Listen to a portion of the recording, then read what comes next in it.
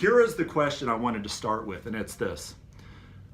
Do you normalize your excellence? Do you normalize your excellence? This is not just for financial professionals, I guess. This is for anybody in a profession that they work in.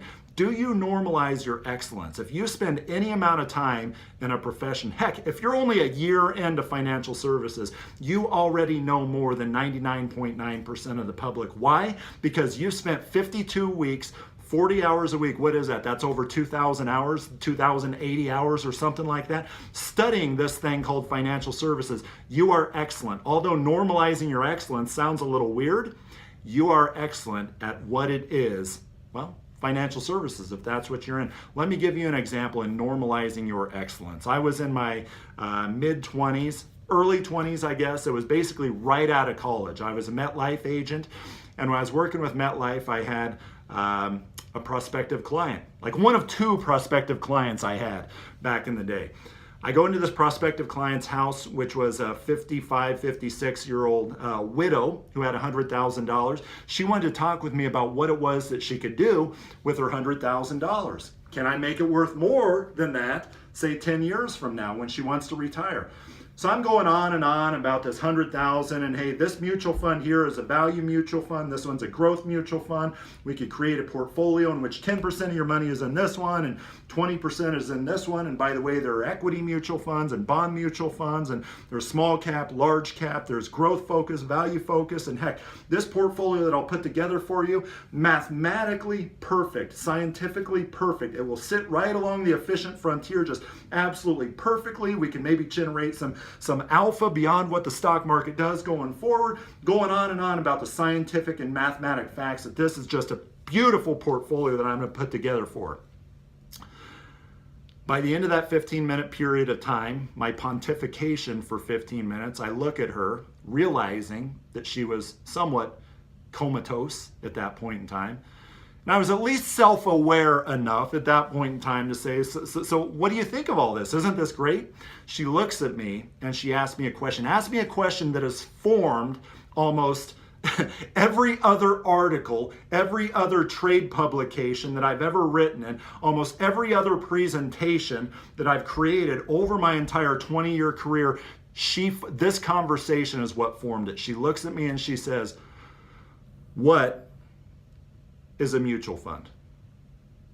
I was absolutely speaking above her head on something that I had no idea was even possible to not know. How could she not know that a mutual fund is a collection of stocks and bonds from, other companies that, helps diversify, and not everybody can afford to.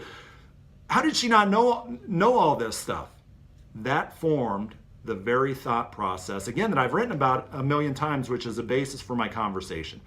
Do you normalize your excellence, or do you follow my rule of thumb, which is, if you take an hour to learn something, let's say there's a new product and you've taken an hour, it's taken you an hour to learn this new product. Do you spend another hour, 1-for-1 ratio, and basically, how do you dumb that down? How do you take that complicated information that you just learned and spend just as much time in taking the edge off some of those complications? How do you communicate that complicated message in a simplified fashion? Because how long it took you to learn that item, you should spend that amount of time again on learning how to simplify what it was that you just learned so you can communicate it in a simplified fashion. Was it Albert Einstein that said, if you cannot explain it simply, you do not understand it well enough? Do not normalize your excellence, because if you're listening to this video, you're probably excellent at what it is that you do. Whether it's finance or anything else. Now a sales idea. Here's a backdrop. Let's say that in 1 year, the market lost 50%. Just hypothetical. We're going to exaggerate this a little bit just to keep the math simple, but in the end, it's all the same. It's the same message, whether the market went down 20% 1 year and then back up 25%. It's the same thing. You'll get it by the end. Let's say in the next year, the market went up 100%. So that is the backdrop there, right? Let's say that my good friend and neighbor, Nate comes over to my house, great guy, and let's say that hypothetically, Nate and I were talking about life insurance. I guess it isn't real hypothetical. We talk about fun stuff like this. Talking about life insurance. So Nate comes over to my house and he says, hey, Charlie, so you talk a lot about those IUL products, right? I go, yeah. He goes, last year was a pretty good year. Last year the market went up 100%. And Nate, did pretty good in my mutual funds and my securities, all that stuff that's linked to the S&P 500. I did pretty darn good last year, Charlie, he says. How did you do in your index universal life insurance product?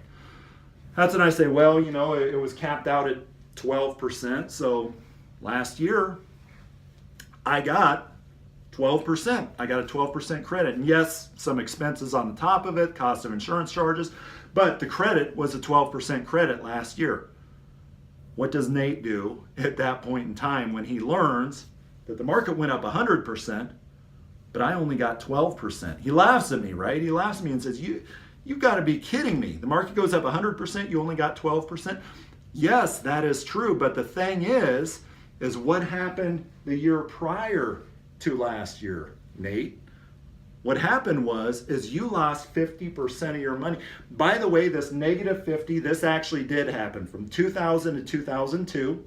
And then this positive 100, that actually did happen from 2002 to 2007. So all that we're doing is we're taking the math and we're compressing it into a 2-year period of time. This is actually detrimental to the point that I want to make versus if we were to span out the math, and what really happened. But yes, Nate, I got 12% last year when the market went up 100%. But what happened to your portfolio the year prior? He says, well, I lost half of my portfolio, but hey, I got 100% last year. By the way, question for you, obviously a rhetorical question. Negative 50, positive 100%. Is Nate much higher than where he started? The answer to that question is no. He is exactly back to where he started, right? Negative 50, positive 100% equals 0.